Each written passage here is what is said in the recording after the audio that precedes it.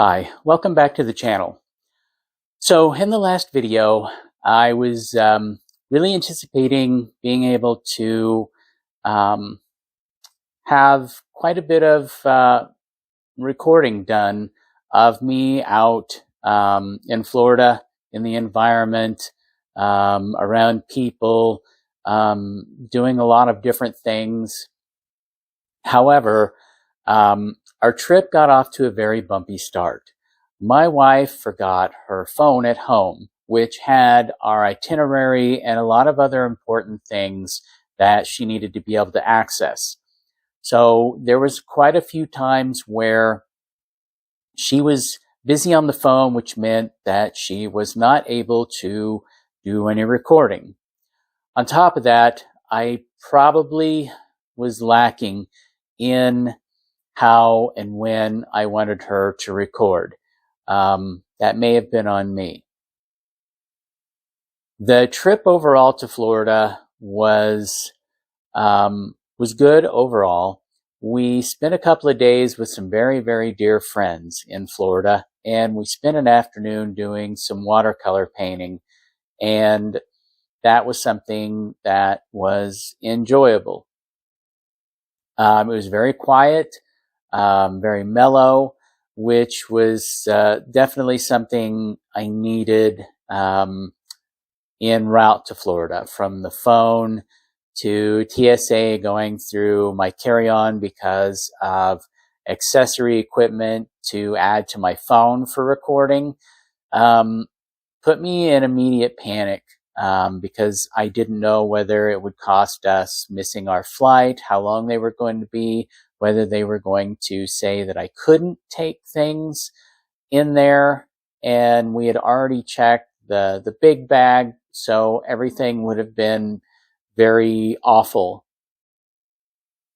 Airports, being that we had to spend a large amount of time in there because of flight times and stuff like that.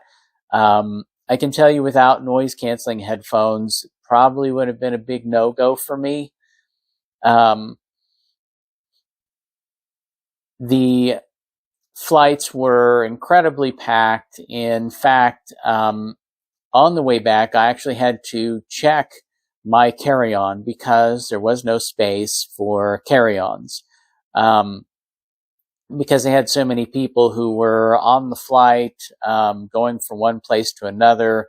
And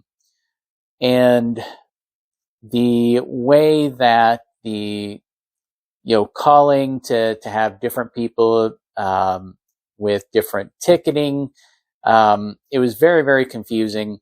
Not something that I really cared for. It seemed highly, disorganized, is the only word that I can say for it. It was very disorganized. Didn't like the way it was done. Hadn't flown on that airline before, but I don't think I want to again, just because of how things worked. It was very odd, very weird. I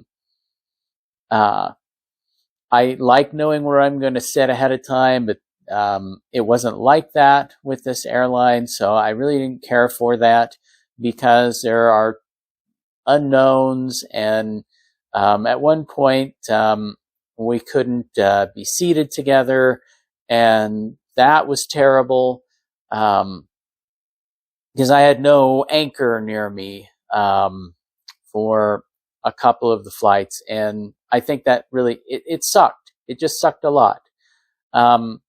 However, I don't want to digress too much on all of the things that I didn't like about the trip, and I'm going to now share some of the things that I really enjoyed. So I really enjoyed our time with our friends in Florida that I mentioned earlier, but I also enjoyed the Airbnb we stayed at part of the week. It was in a very, very quiet area with no real traffic. It wasn't busy at all. There were few people. In fact, we saw more wildlife than we did people while we were there. We did make daily trips to different destinations that we wanted to see. And the nice thing about this trip to Florida is that we didn't go to any of the big commercial parks. I think people who just go to Florida or other states for the big attractions, but don't take time to see the rest of the environment of that state and the smaller out of the way things to do and experience are really doing themselves a disservice when it comes to vacationing. Now that's my opinion on the whole thing. So do with it what you want. That's not up to me. I just thought I'd throw that out there because the scenery was really, really good. The few times I had my phone in my hand, I took quite a few pictures. I took pictures of scenery and manatees in the water and pelicans at Cedar Key. The half day we spent at Cedar Key was very nice. It's very touristy, but it is small. There's not a lot of traffic, except for bicycles and golf carts, and motorcycles. The rest of the time, generally people go and they park, and there's a lot to see and do, when you're walking around.